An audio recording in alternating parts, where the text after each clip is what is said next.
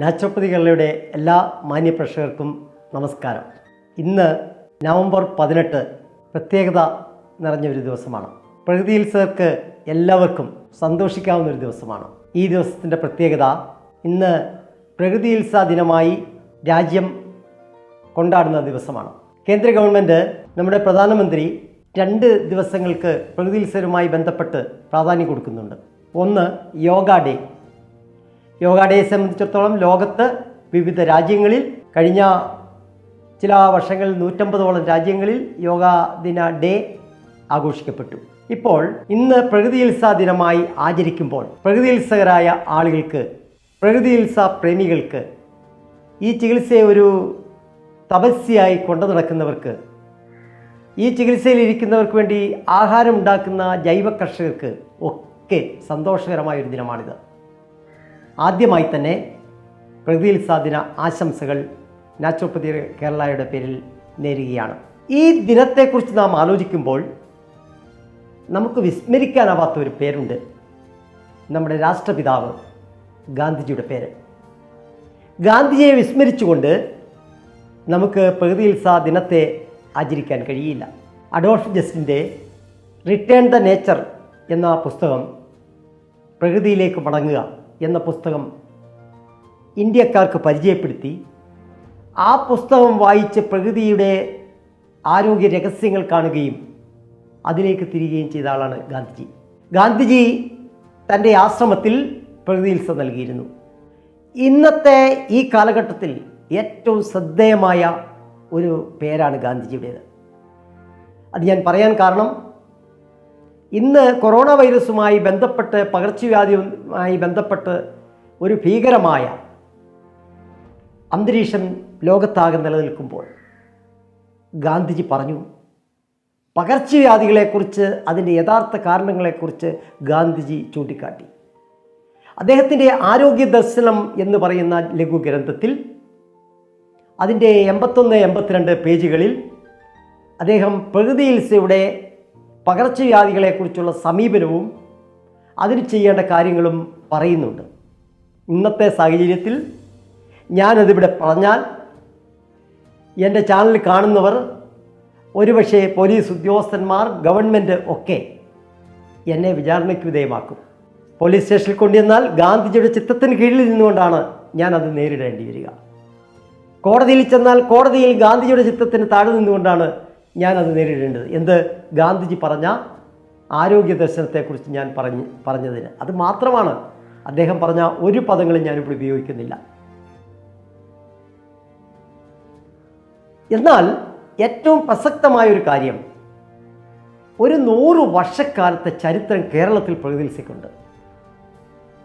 നാം ഇന്ന് ചർച്ച ചെയ്യേണ്ടതും വളരെ ഗൗരവമായി പരിശോധിക്കേണ്ടതുമായ വിഷയം, ഈ 100 വർഷത്തെ പരിശ്രമത്തിനിടയിൽ നമുക്ക് കേരള ജനതയുടെ 1% സ്വാധീനിക്കാൻ കഴിഞ്ഞിട്ടുണ്ടോ? പ്രകൃതി ചികിത്സകർ ഇത് വളരെ ഗൗരവമായി ആലോചിക്കേണ്ട ഒരു വിഷയമാണ്. കഴിഞ്ഞിട്ടില്ല എന്നുള്ളതാണ് അതിൻ്റെ യാഥാർത്ഥ്യം. എന്താണ് അതിൻ്റെ കാരണം? 2 കാരണങ്ങളുണ്ട്. അതിലൊന്ന് അതിൻ്റെ ഡയറ്റ് തന്നെ. ഡയറ്റ് എന്ന് പറയുമ്പോൾ ആളുകൾക്കെല്ലാം പ്രയാസം ഉണ്ടാക്കുന്നതാണ്. ഒരാളും ഒരു ഡയറ്റ് അനുസരിക്കാനായിട്ട് തയ്യാറാകില്ല. ഇഷ്ടമുള്ള ആഹാരം കഴിക്കണം, ഇഷ്ടമുള്ള ജീവിക്കണം. രണ്ടാമത്, ഇതിൻ്റെ പ്രചാരകരായി വന്നിട്ടുള്ള ആളുകളുടെ മതവിശ്വാസവും മറ്റും അവരുടെ റിജിഡ് മനോഭാവവും പലപ്പോഴും അവരുടെ ചിന്താഗതികളും ഈ പ്രകൃതി ചികിത്സയുടെ പ്രത്യയശാസ്ത്രത്തിലേക്ക് കടത്തപ്പെട്ടിട്ടുണ്ട് എന്നുള്ളതാണ്.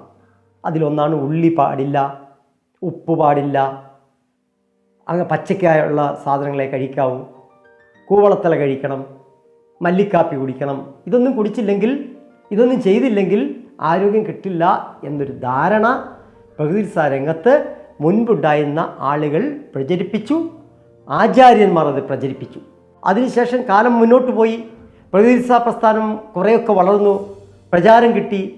എല്ലാ കോഴ്സുകൾക്കും ആയുർവേദം പോലെ, ഒരു കാലത്ത് ആയുർവേദത്തിന് യാതൊരു കോളേജുകളും ഇല്ലായിരുന്നു.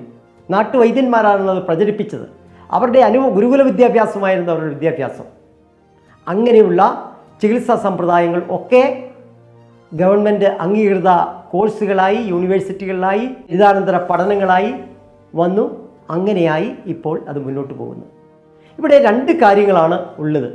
ഒന്ന്, ഞാൻ സൂചിപ്പിച്ചത് പഴയ തലമുറയിൽപ്പെട്ട ആളുകൾ പ്രചരിപ്പിച്ചതും ഞങ്ങൾ ഏറ്റെടുത്ത് പ്രചരിപ്പിച്ചുകൊണ്ടിരുന്നതുമായ പ്രകൃതി സമ്പ്രദായത്തിൽ ഉണ്ടായിരുന്ന ചില കുറവുകൾ അത് ഞാൻ ചൂണ്ടിക്കാണിച്ചു കഴിഞ്ഞു.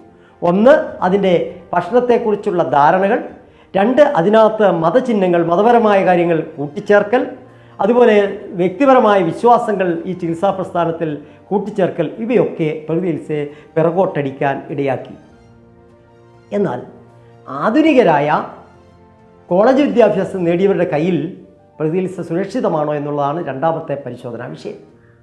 ഇന്നത്തെ നിലയിൽ അത് അങ്ങനെ നമുക്ക് കാണാൻ സാധ്യതയില്ല.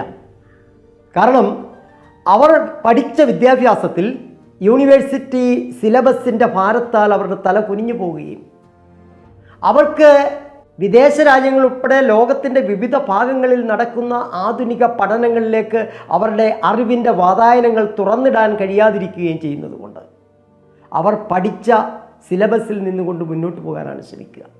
ലോകത്ത് നിരവധിയായ പഠനങ്ങൾ ഈ സിലബസുകൾ ഉണ്ടായതിന് ശേഷം രൂപപ്പെട്ടിട്ടുണ്ട്. അത് മറ്റ് ചികിത്സാശാസ്ത്രങ്ങളൊക്കെ സാംശീകരിക്കുമ്പോൾ പ്രകൃതി ചികിത്സകർ അതിൽ നിന്ന് അകന്നു മാറുന്നു എന്നുള്ളതാണ് അതിൻ്റെ ഒരു പ്രധാനപ്പെട്ട പ്രശ്നം.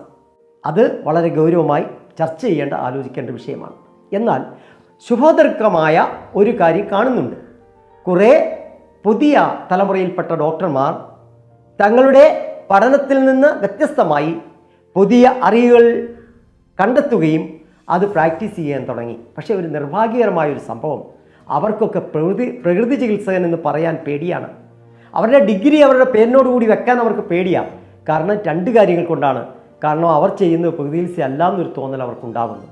രണ്ടാമത്തെ കാര്യമാകട്ടെ, അവർ ഒരു മൂന്നാംകിട ഡോക്ടർമാരാണ്, പ്രകൃതി ചികിത്സാ ഡോക്ടർമാർ എന്ന് പറഞ്ഞാൽ മൂന്നാംകിട ഡോക്ടർമാരാണെന്നുള്ളൊരു തോന്നൽ അവർക്ക് തന്നെ ഉണ്ടാകുന്നു. അതാണ് ഇതിൻ്റെ രണ്ട് കാര്യങ്ങൾ. അതിൽ നാം ചിന്തിക്കേണ്ട പ്രധാനപ്പെട്ട ഒരു കാര്യം, MBBS പോലെ BAMS പോലെ BHMS പോലെ സിദ്ധയുടെ കോഴ്സ് പോലെ എല്ലാം 5.5 വർഷം വിദ്യാഭ്യാസം ചെയ്ത് പുറത്തിറങ്ങുന്നവരാണ് അവരും. അനാട്ടമിയും ഫിസിയോളജിയും അതുപോലെ എല്ലാം പഠിച്ചിട്ടാണ് വരുന്നത്. പക്ഷേ എന്നിട്ടും അവർക്ക് മറ്റ് അലോപ്പതി ചികിത്സാശാസ്ത്രത്തിൻ്റെ ഡോക്ടർമാരോടൊപ്പം തലയുയർത്തി നിൽക്കാൻ ഭയം ഉണ്ടാകുന്നു. അത് മാറ്റപ്പെടേണ്ടതാണ്. ഈ ചികിത്സാശാസ്ത്രം വളരെ മുന്തിയതാണ്. കേരളത്തിൽ എന്നല്ല ലോകത്തെവിടെയും നിരവധി രോഗങ്ങൾക്ക് പരിഹാരം കാണാൻ കഷ്ടപ്പെടുന്ന കാഴ്ച ആധുനിക വൈദ്യശാസ്ത്രം നിരവധി രോഗങ്ങളെ അഡ്രസ്സ് ചെയ്യാൻ കഴിയാതെ വിറങ്ങലിച്ച് നിൽക്കുമ്പോൾ അവയെ ധൈര്യപൂർവ്വം സ്വീകരിക്കുവാനും ആ രോഗങ്ങളെ കുറയ്ക്കുന്നതിനുമുള്ള കഴിവും ആ രോഗങ്ങളെ ഇല്ലാതാക്കുന്നതിനുള്ള കഴിവും പ്രകൃതി തത്വശാസ്ത്രം പഠിച്ചവർക്ക്, ചികിത്സ പഠിച്ചവർക്ക് കഴിയും എന്നുള്ളതാണ്. അതുകൊണ്ട് മറ്റ് ചികിത്സാശാസ്ത്രങ്ങളുമായി പിറകിലല്ല നിൽക്കുന്നത്, അതിലും മുന്തിയ പടിയാണ് നിൽക്കുന്നത്. മറ്റൊരു കാര്യം കൊണ്ടുകൂടി അത് ഏറ്റവും ഉയർന്നു നിൽക്കുന്നു. മരുന്നില്ലാത്ത ഒരു ചികിത്സാശാസ്ത്രം എന്ന നിലയിൽ പ്രകൃതി ചികിത്സ ഉയർന്നു നിൽക്കുന്നു എന്നുള്ളതാണ് അതിൻ്റെ ഏറ്റവും പ്രധാനപ്പെട്ട കാതലായ വിഷയം. യോഗയും പ്രകൃതി ചികിത്സയും ഒരുമിപ്പിച്ച് കൊണ്ടുപോകുന്നത് വഴി ഉണ്ടാകുന്ന ആരോഗ്യ നേട്ടങ്ങളെ എണ്ണിയാലൊടുങ്ങാത്ത ആരോഗ്യ നേട്ടങ്ങളെയാണ് പറയാൻ കഴിയുന്നത്. കഴിഞ്ഞ തലമുറയിൽപ്പെട്ട ഗാന്ധിജി ഉൾപ്പെടെയുള്ള ആളുകൾ പ്രകൃതി ചികിത്സയെ സംബന്ധിച്ചിടത്തോളം, വാക്സിനേഷനെ സംബന്ധിച്ചിടത്തോളം അദ്ദേഹം എടുത്ത നിലപാടിൽ നിന്ന് വ്യത്യസ്തമായ നിലപാട് ഇന്ന് യൂണിവേഴ്സിറ്റിയിൽ പഠിച്ചിറങ്ങുന്ന പ്രകൃതി ചികിത്സാ ഡോക്ടർമാർ എടുക്കുന്നു എന്നതാണ് സങ്കടകരമായൊരു കാര്യം. അവർക്ക് എന്തുകൊണ്ടാണ് പകർച്ചവ്യാധിയെന്നും പകർച്ചവ്യാധിയെ എങ്ങനെയാണ് തടയേണ്ടതെന്നും അറിയാൻ കഴിയാതെ പോവുകയോ അറിഞ്ഞിട്ടും ഭയം അവരെ അതിൽ നിന്ന് പിന്മാറാൻ ഇടയാക്കാതിരിക്കുകയോ ചെയ്യുന്നു. അതുകൊണ്ട് ഞങ്ങൾ പറയുന്നു, നമ്മുടെ സയൻസിൽ ഉറച്ചു നിൽക്കുകയും ശരീരത്തിൻ്റെ രോഗശമന ശാസ്ത്രമെന്ന നിലയിൽ അതിൻ്റെ രോഗശമന കഴിവിനെ അംഗീകരിക്കുകയും രോഗത്തെ സൃഷ്ടിക്കുന്നതും രോഗത്തെ ഇല്ലാതാക്കുന്നതും ശരീരമാണെന്നുള്ള അതിൻ്റെ സയൻസിനെ അംഗീകരിക്കുകയും ആ നിലയിൽ മുന്നോട്ട് പോകാനുള്ള കരുത്താർജിക്കുകയും ചെയ്യണം പുതിയ തലമുറയിൽപ്പെട്ട ഡോക്ടർമാർ എന്ന് അഭ്യർത്ഥിച്ചുകൊണ്ട്, ഇന്ന് ഞങ്ങളെ സംബന്ധിച്ചിടത്തോളം നാച്ചുറോപ്പതി കേരളയ്ക്ക് 2 തരത്തിലുള്ള ഇരട്ടി മധുരമാണ് ഇന്നുള്ളത്. ഒന്ന്, ഈ പ്രകൃതി ചികിത്സാ ദിന ആചരണം. രണ്ടാമത്, കേരളത്തിൽ ഞങ്ങൾ ദീർഘകാലമായി ആലോചിച്ചുകൊണ്ടിരുന്ന, ഒരുപക്ഷെ വർമാജിക്കും ഉൽപ്ലാഷൻ സാറിനും ജനാഡ് സാറിനും ഒക്കെ ശേഷം നഷ്ടപ്പെട്ടു പോയ ഒരു കൂട്ടായ്മ കേരളത്തിൽ രൂപപ്പെടുത്തുക എന്ന ലക്ഷ്യത്തോടു കൂടി ഞങ്ങൾ ആരംഭിച്ച നാച്ചുറോപ്പതി കേരള, പിന്നീട് ഞങ്ങൾ അതിൽ നിന്ന് രൂപപ്പെടുത്തിയെടുത്ത NYF എന്ന് പറയുന്ന നാച്ചുറോപ്പതി ആൻഡ് യോഗ ഫെഡറേഷൻ, ഇപ്പോൾ അതിൽ നിന്ന് കൂടുതൽ കരുത്തോടെ രൂപപ്പെട്ടു വന്ന NYFൻ്റെ വെൽനസ് സെൻറ്റർ, വെൽനസ് കമ്പനി, ആ കമ്പനിയുടെ ഗുഡ് ലൈഫ് ഇന്ന് പ്രിയമുള്ളവരെ ഇന്ന് 7 മണിക്ക് കേരളത്തിൻ്റെ പ്രശസ്ത സിനിമാ താരമായ ശ്രീമതി വിധുബാല ഇന്ന് NYFൻ്റെ ഗുഡ് ലൈഫ് ക്ലസ്റ്റർ ഉദ്ഘാടനം ചെയ്യുകയാണ്. ഇന്ന് 7 മണിക്ക് ഉദ്ഘാടന പരിപാടി നടക്കുന്നു. അതിൻ്റെ ആ പരിപാടിയിലേക്ക് പങ്കെടുക്കാൻ ഗുഡ് ലൈഫ് എന്ന് പറയുന്ന ഗ്രൂപ്പിലേക്ക് ചേരാനുള്ള ലിങ്ക് ഞങ്ങൾ ഡിസ്ക്രിപ്ഷൻ ബോക്സിൽ കൊടുക്കുന്നതാണ്. തീർച്ചയായിട്ടും ആ പരിപാടിയോടുകൂടി കേരളത്തിൽ ഒരു നവസമൂഹത്തെ സൃഷ്ടിക്കുവാനുള്ള പരിശ്രമത്തിന് തുടക്കമാവും. അതോടൊപ്പം ഗുഡ് ലൈഫിൻ്റെ അരങ്ങേറ്റമെന്ന വലിയൊരു കാര്യം കൂടെ ഉണ്ട് എന്ന് ഓർപ്പിച്ചുകൊണ്ട് എല്ലാ ആളുകൾക്കും, പ്രകൃതി സ്നേഹികൾക്കും ഇന്നത്തെ പ്രകൃതി ദിനാശംസകൾ ഒരിക്കൽ കൂടി നേർന്നുകൊണ്ട് നിർത്തുന്നു. നമസ്കാരം.